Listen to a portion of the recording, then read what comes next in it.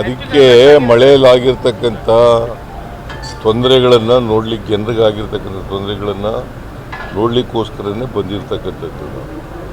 ಈಗಾಗಲೇ ಕರ್ನಾಟಕದಲ್ಲಿ ಮೈಸೂರು, ಕೊಡಗು, ಹಾಸನ, ಇವತ್ತು ಬೆಳಗಾಂ ಎಲ್ಲ ಕಡೆ ಹೋಗ್ತಾ ಇದ್ದೀನಿ.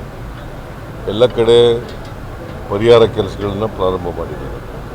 ಸತ್ತವರಿಗೆ ಪರಿಹಾರ ಕೊಡ್ತಕ್ಕಂಥದ್ದು, ಮನೆಗಳು ಬಿದ್ದೋಗಿರೋದಕ್ಕೆ ಪರಿಹಾರ ಕೊಡ್ತಕ್ಕಂಥದ್ದು,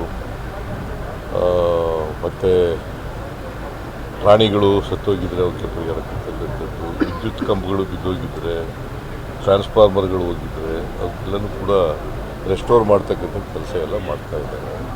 ರಸ್ತೆಗಳು ಮಾಡಲಿಕ್ಕೆ ಈಗ ಮಳೆ ಬರ್ತಾ ಇದೆಯಲ್ಲ, ದಿನ ಮಾಡ್ತಾ ಇದೆಯಲ್ಲ, ಅದನ್ನು ತಕ್ಷಣ ತಗೊಳ್ಳಿಕ್ಕೆ ಕಷ್ಟ ಆಗ್ತಾಯಿದೆ. ದಿನ ಸುಮಾರು 40 ದಿನ ಏನಮ್ಮ 42 ದಿನದಿಂದ ಪ್ರತಿದಿನ ಮಳೆ ಬೀಳ್ತಾ ಇದೆ. ಅದಕ್ಕೆ ಈಗ ಅಂಗನವಾಡಿಗಳಿಗೂ ಕೂಡ ರಜಾ ಘೋಷಣೆ ಮಾಡಬೇಕು ಅಂತ ಹೇಳಿದ್ದೀವಿ ನಾನು ಡಿಸಿಗೆ. ಶಾಲೆ ಕೊಠಡಿಗೆ ಆಮೇಲೆ ಶಾಲೆಗಳಿಗೆ 10 ದಿನ ರಜಾ ಕೊಟ್ಟಿತ್ತು. ಇನ್ನೂ ಅಗತ್ಯ ಬಿದ್ದರೆ ಇನ್ನೂ ಮಾಡ್ತೇವೆ. ಮತ್ತು ಮುಂದಿನ ವಾರ ಹೆಚ್ಚು ಮಳೆ ಬರತಕ್ಕಂಥದ್ದು ಹವಾಮಾನ ಮುನ್ಸೂಚನೆ ಪ್ರಕಾರ ಮಳೆ ಬರ್ತಕ್ಕಂಥದ್ದಿದೆ. ಅದಕ್ಕೆ ಎಲ್ಲ ರೆವಿನ್ಯೂ ಡಿಪಾರ್ಟ್ಮೆಂಟು, ಡಿಸಾಸ್ಟರ್ ಮ್ಯಾನೇಜ್ಮೆಂಟ್ ಡಿಪಾರ್ಟ್ಮೆಂಟ್ನವರು, ಫಾರೆಸ್ಟ್ ಡಿಪಾರ್ಟ್ಮೆಂಟ್ನವರು, ಎಲೆಕ್ಟ್ರಿಕ್ ಡಿಪಾರ್ಟ್ಮೆಂಟ್ನವರು ಮತ್ತು ನೀರಾವರಿ ಡಿಪಾರ್ಟ್ಮೆಂಟ್ನವರು ಎಲ್ಲರೂ ಕೂಡ ಅಲರ್ಟ್ ಆಗಿರಬೇಕು ಅಂತ ಹೇಳಿದ್ದೀನಿ. ಡ್ರೌಟ್ ಸ್ಟೀಮ್ನಲ್ಲಿ ಏನೂ ತೊಂದರೆ ಆಗಬಾರ್ದು. ಸರ್, ಬೆಳಗಾವಿ ಜಿಲ್ಲೆ ಖಾನಾಪುರ, ಬೆಳಗಾವಿ ಗ್ರಾಮೀಣ ಮತ್ತು ಗೋಕಾಕಲ್ಲಿ ಪ್ರತಿ ಸಾರಿ ಮಳೆ ಬಂದಾಗ ಅನೇಕ ಹಳ್ಳಿಗಳ ಮುಳುಗಡೆ ಅವಕ್ಕೇನು ಶಾಶ್ವತ ಪರಿಹಾರ ಎಲ್ಲರ ಸ್ಥಳಾಂತರಗೊಳಿಸುವಂತ ಅಲ್ಲ, ಈ ಸಾರಿ ಯೋಚನೆ ಮಾಡ್ತೀವಿ.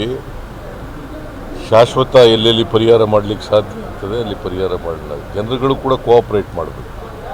ಜನರು ಕೋಆಪ್ರೇಟ್ ಮಾಡಿದವರು ಇವೇನೂ ಮಾಡೋಕ್ಕಾಗಲ್ಲ. ಅನೇಕ ಸಾರಿ ಪರ್ಮನೆಂಟಾಗಿ ಮಾಡ್ತೀವಿ ಅಂತಂದ್ರೂ ಕೂಡ ಆ ಜಾಗ ಬಿಡೋಕ್ಕೆ ತಯಾರಾಗಿರಲ್ಲ ಜನ. ಸೊ ಅದರಿಂದ ಜನರು ಕೋಆಪ್ರೇಷನ್ನು ಮೇಲೆ ಮಾಡ್ತೀವಿ. ಸರ್, ಇನ್ನೊಂದು ಪ್ರತಿ ಸಾರಿ ಮಳೆ ಆದಾಗ ಶಿಫ್ಟಿಂಗ್ ಆಗ್ತಾರೆ ಮತ್ತು ವಾಪಸ್ ಬರ್ತಾರೆ ಅಂತವ್ರಿಗೆ ಅದೇ ತರನಾಗಿ ನೀವು ಒಬ್ಬನೇ ಕೇಳ್ತಾ ಇದೆಯಲ್ಲ, ಬೇರೆಯವ್ರು ಯಾರು ಕೇಳ್ತಾ ಇಲ್ಲ. ತಾವು ಗೌರ್ಮೆಂಟಲ್ಲಿ NDRF ಅನಾಥ ಪ್ರಕಾರ 1,20,000 ಮಾತ್ರ ಕೊಡ್ತಾ ಇದ್ರಿ, ತಾರತಮ್ಯ ಆಗ್ತಾ ಇದೆ ಅಂತ ಹೇಳಿ ಬಿಜೆಪಿ ಅವರು ಆರೋಪ ಮಾಡ್ತಾ ಇದ್ದಾರೆ. ಏನ ಪರಿಹಾರ ಕೊಡ್ತಾ ಇದ್ದಾರೆ. ಮನೆ ಬಿತ್ತಂತಂದ್ರೆ 5 ಲಕ್ಷ ಕೇಳಪ್ಪ, ಯಡಿಯೂರಪ್ಪನವರಿದ್ದಾಗ 5 ಲಕ್ಷ ಪೂರ್ಣ ಮನೆ ಹಾಳಾಗಿದ್ದರೆ 5 ಲಕ್ಷ ಕೊಡಬೇಕು ಅಂತ ಮಾಡಿದ್ರು ಮುಖ್ಯಮಂತ್ರಿಯಾಗಿ. ನಾವೇನು ಮಾಡಿದ್ದೀವಿ, ಅದು ಸ್ವಲ್ಪ ದುರುಪಯೋಗ ಆಯಿತು. ನಂಬರ್ 1. ನಂಬರ್ 2, ಎಲ್ರಿಗೂ ಸಿಕ್ಕಲಿಲ್ಲ ಅದು ದುಡ್ಡು. ಫಸ್ಟ್ ಇನ್ಸ್ಟಾಲ್ಮೆಂಟ್ ಸಿಕ್ತು, ಸೆಕೆಂಡ್ ಇನ್ಸ್ಟಾಲ್ಮೆಂಟು, ಥರ್ಡ್ ಇನ್ಸ್ಟಾಲ್ಮೆಂಟ್ ಸಿಕ್ಕಲೇ ಇಲ್ಲ. ಅದಕ್ಕೆ ದುರುಪಯೋಗ ಆಗಬಾರ್ದು ಅನ್ನೋ ಕಾರಣಕ್ಕೋಸ್ಕರ 1,20,000 ರೂಪಾಯಿ ಕೊಟ್ಬಿಡ್ತೀವಿ. ಜೊತೆಗೆ ಒಂದು ಮನೆ ಕೊಡ್ತೀವಿ. ಪೂರ್ಣ ಕಳ್ಕೊಂಡಿರೋರಿಗೆ, ಹಾನಿಯಾಗಿರ್ತಕ್ಕಂಥವ್ರಿಗೆ ಒಂದು ಮನೆಯೂ ಕೂಡ ಕೊಡ್ತೀವಿ. 1,20,000.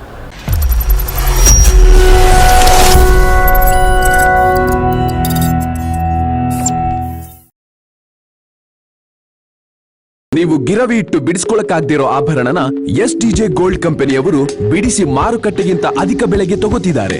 ಅಷ್ಟೇ ಅಲ್ಲ, ಒಂದು ಕೂಪನ್ ಕಾರ್ಡ್ ಕೂಡ ಕೊಡ್ತಾ ಇದ್ದಾರೆ.